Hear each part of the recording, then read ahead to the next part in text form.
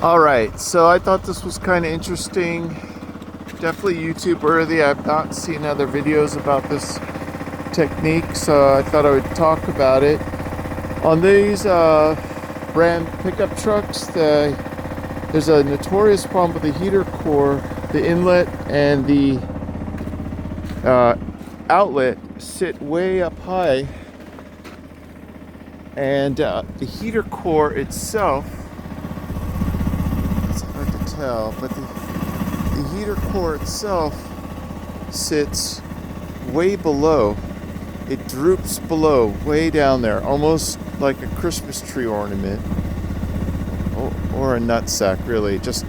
And it collects all sorts of garbage, right? So you can do all sorts of techniques for flushing it, and it just won't get all the crud out. And then if somebody puts stop leak in the cooling system, trying to solve another problem, it's like goodbye heater core. And the problem is, to pull this heater core, you gotta like evacuate the air conditioning system and then recharge it afterwards, move the evaporator, pull the steering column, seats, ABS, dashboard. In a shop, it's timed at 11.5 hours. I guarantee it'd be a 15 to 16 hour miserable job in the field. It's a terrible, terrible thing, and it's just better if you get all the crud out. And they've got all sorts of videos on getting the crud out. So what's happening, what I'm about to show you is great. It gets all the crud out, but it takes a few hours. So I've got a couple other jobs here. The grease tensioner for the spring, the tensioner that tensions this track there, it's blown, so it's spitting grease out, and this belt's coming off, so I got to replace the tube for this guy. And that guy, that Takeuchi there, is a hydraulic line. So I'm like, what I do, well, the problem is with this repair, it's got to sit, so I got to have other things to do. So I'm going to work on those things. But my strategy is I'll take a descaling pump, which is this guy here. It's running right now.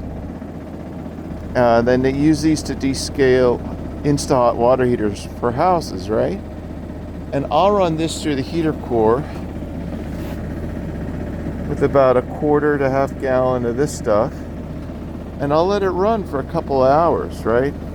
And this was clear when it first started, but it softens up all the gunk in there. So a lot of folks will just put faucet water right through the heater core, and that does an okay job. It doesn't do a great job, but it does an okay job. And a lot of folks will use this air thing, this flusher here, and that does a better job of vomiting out all the crud. But the problem is it's still encased in there. And what I'll do is I'll run this thing, and I got a hot water heater too, right? So it'll bring it up to almost boiling. I'll unplug it before it gets to boiling, because I don't want it to overheat the descaling pump. But I'll let it run, and every once in a while pull the trigger like so,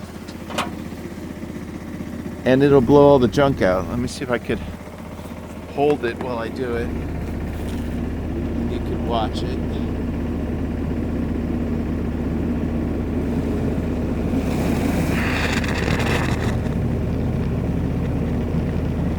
Anyways, I'll keep coming back and doing that.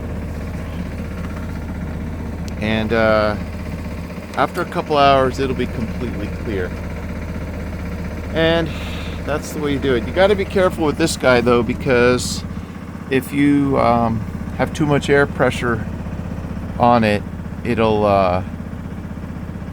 blow the heater core up, which is needing to be replaced anyway, so it's no love lost, but you're trying to avoid it.